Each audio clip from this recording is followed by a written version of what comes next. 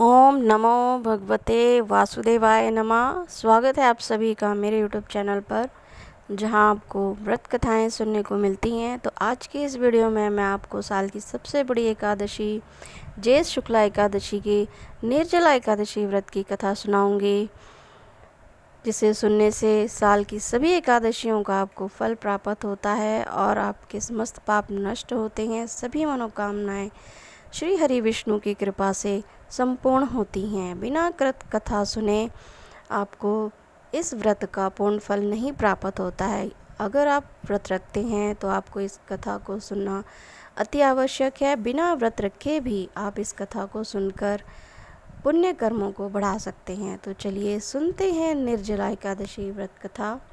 कथा सुनने से पहले गणेश भगवान का ध्यान करें और हाथों में कुछ तिल के दाने और पुष्प लेकर इस कथा को सुनें। तो चलिए सुनते हैं कथा। भीमसेन व्यास जी से कहने लगे कि हे पितामह, भ्राता युधिष्ठिर, माता कुंती, द्रौपदी, अर्जुन, नकुल और सहदेव आदि सब एकादशियों का व्रत करने को कहते हैं, परंतु महाराज मैं उनसे कहता हूँ कि भाई, मैं भगवान की शक्ति पूजा आदि तो कर सकता हूँ, दान भी दे सकता हूँ, परंतु भोजन के बिना नहीं रह सकता। इस पर व्यास जी कहने लगे कि हे भीमसेन, यदि तुम नरक को बुरा और स्वर्ग को अच्छा समझते हो तो प्रतिमास की दोनों एकादशियों को अन्न मत खाया करो।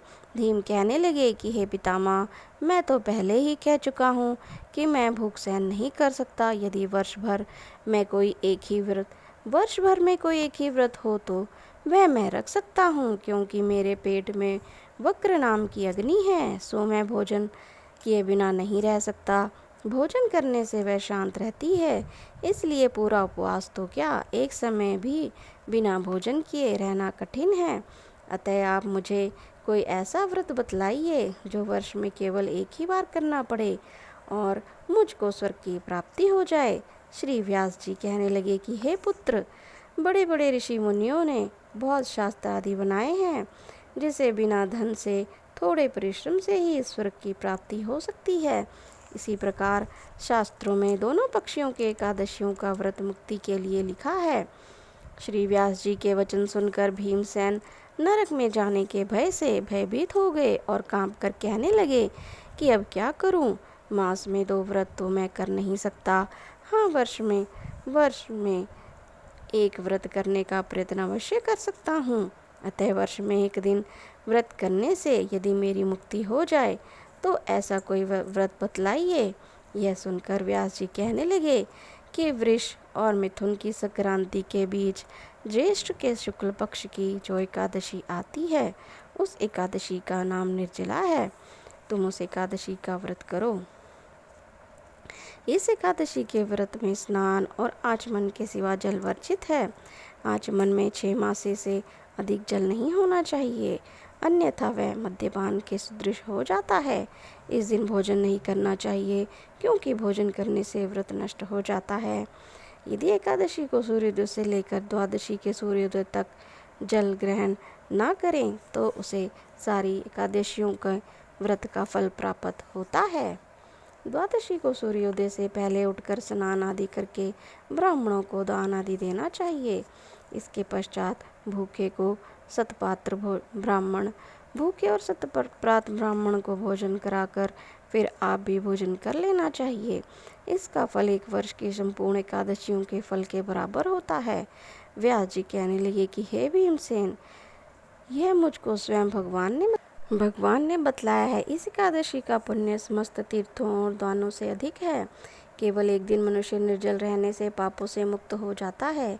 जो मनुष्य निर्जला एकादशी का व्रत करते हैं, उनकी मृत्यु के पश्चात यमदूत आकर नहीं घेरते, वरन भगवान के पार्षद उनको पुष्पक विमान में बिठाकर स्वर्ग को ले जाते हैं।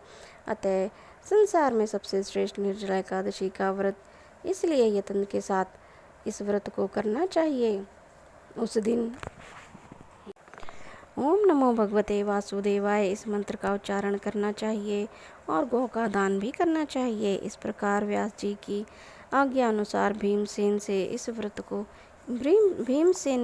को किया, इसलिए इस एकादशी को भीमसेनी या पांडव एकादशी भी कहते हैं। निर्जला एकादशी व्रत करने से पूर्ण भगवान का पूजन करके यह प्रार्थना करें, हे भगवान, आज मैं निर्जला एकादशी का व्रत करता हूँ, दूसरे दिन भोजन करूँगा।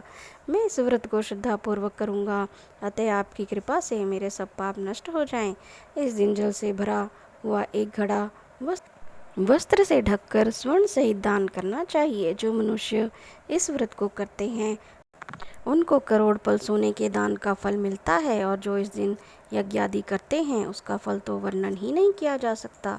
इस एकादशी के व्रत से मनुष्य विष्णु लोक को प्राप्त होता है। जो मनुष्य इस दिन अन्न खाते हैं वे चांडाल के समान हैं, अतः वे नरक में जाते हैं। जिसने निर्जला एकादशी का व्रत किया है वे चाहे ब्रह्मा हत्यारे हों या मद्यपान करते हों, चोरी करते हों या गुरु के साथ द्वेष करने वाले हों, मगर इस व्रत के करने से सब स्वर्ग में जाते हैं। हे कुंती पुत्र, जो पुरुष या स्त्री श्रद्धापूर्वक इस व्रत को करते हैं उनको अग्रलिखित कर्म करने चाहिए। प्रथम भगवान का पूजन, फिर गौदान, ब्राह्मणों को मिष्ठान व दक्षिणा देनी चाहिए तथा जल से भरे कलश का दान अवश्य करना चाहिए। निर्जला के दिन अन्न, वस्त्र, उपहान, जूती आदि का दान भी करना चाहिए। जो मनुष्य भक्ति पूर्वक इस कथा को पढ़ते या सुनते हैं उनको निश्चय ही स्वर्ग की प्राप्ति होती है। तो ये थी निर्जला एकादशी व्रत की कथा, जिससे सुनने मात्र से हमारे जीवन के सभी पाप नष्ट होते हैं और हमारे जीवन में सुखों का आगमन होता है। तो अगर आपको मेरी ये कथा अच्छी लगी है तो प्लीज़ आप मेरे चैनल को लाइक करें, शेयर करें, सब्सक्राइब ज़रूर करें। ऐसी ही कथाएं सुनने के लिए धन्यवाद, और कमेंट में जय श्री हरि विष्णु अवश्य ही लिखें।